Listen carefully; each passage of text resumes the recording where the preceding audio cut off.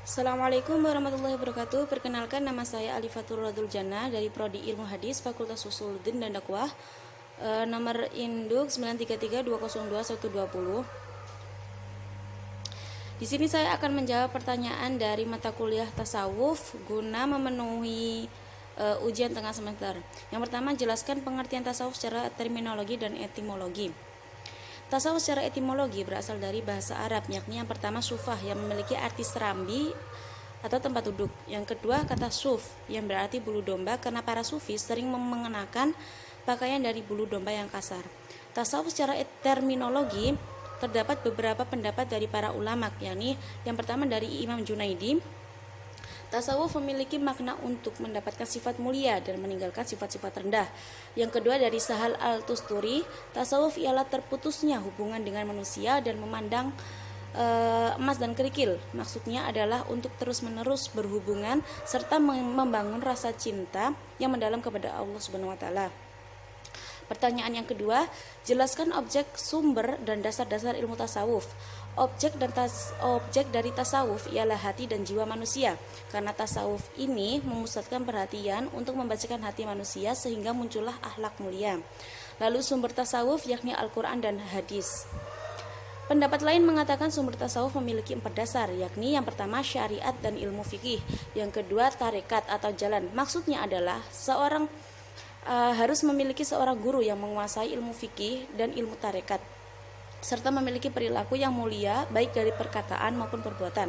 Yang ketiga, makrifat, yakni seorang sufi bukan hanya sekedar mempelajari ilmu pengetahuan saja, namun juga harus memiliki ilmu alam gaib. Yang keempat, hakikat atau esensi. Pertanyaan yang ketiga, jelaskan faktor-faktor yang mempengaruhi lahirnya tasawuf. Berikut sejarah perkembangannya. Adapun faktor-faktor yang mempengaruhi lahirnya tasawuf yaitu adanya 2 faktor, yakni yang pertama faktor eksternal dan kedua faktor internal. Salah satu faktor eksternal menurut pendapatnya Abul A'la Afifi, ia mengklasifikasikan pendapat-pendapat dari para sarjana orientalis maupun Islam menjadi 4 klasifikasi aliran, yakni yang pertama dikatakan para tasawuf berasal dari India melalui Persia. Yang kedua berasal dari aksetisme Nasrani. Lalu yang ketiga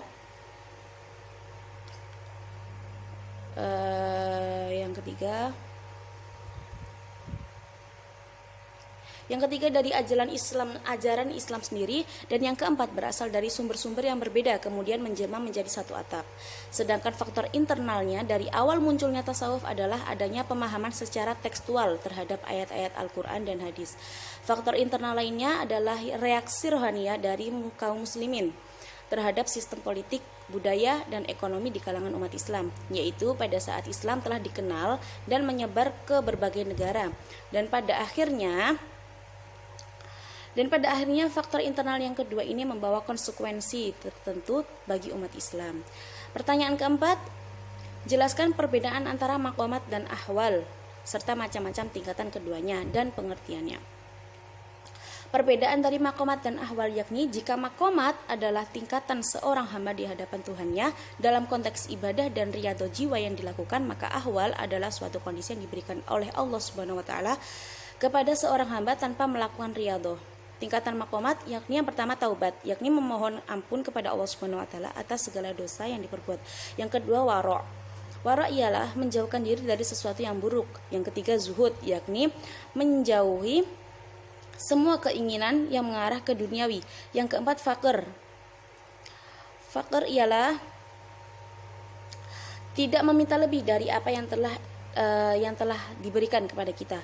Yang kelima ridha, yakni mempercayai sepenuhnya akan qada dan qadar Allah. Yang keenam sabar, yakni mengikat, bersabar, menahan diri dari larangan hukum dan menahan diri dari kesedihan. Yang ketujuh tawakal, yakni mempercayakan, memberi, membuang urusan dan bersandar lalu bergantung kepada Allah Subhanahu wa taala. Tingkatan ahwal yang pertama adalah muraqabah, yakni merasa senantiasa diawasi oleh Allah Subhanahu wa taala. Yang kedua musyahadah, yakni suatu tanda ketajaman hati dan seakan-akan dapat menyaksikan Allah Subhanahu wa taala. Yang ketiga khauf, yakni perasaan takut yang ditimbulkan karena dosa dan kadang timbul dikarenakan mengetahui sifat-sifat Allah yang mengharuskan untuk takut kepada Allah Subhanahu wa taala. Yang keempat adalah roja, yakni kepercayaan atas karunia Allah Subhanahu wa taala yang dibuktikan dengan amal. Yang kelima syauk, yakni kerinduan seorang hamba kepada Tuhannya. Yang keenam kurba, yakni suatu keadaan spiritual bagi hamba yang telah menyaksikan dan dengan mata hatinya akan kedekatan Allah Subhanahu wa taala dengannya. Yang ketujuh tumakninah, yakni suatu ketenangan yang tinggi. Dan kedelapan yakin, yakni rasa percaya yang mutlak pada kearifan Tuhan. Pertanyaan yang kelima, yang terakhir ya. Jelaskan pengertian dan konsep zuhud dalam tasawuf. Ya. Konsep zuhud yakni fokus pada urusan akhirat dan berpaling dari urusan duniawi, memerangi hawa nafsunya. Zuhud duniawi, di mana seseorang yang zuhud akan meninggalkan hal-hal yang berbau kesenangan duniawi, karena orang zuhud akan lebih memilih untuk melakukan hal yang bermanfaat untuk kehidupan akhiratnya kelak. Sekian dari saya.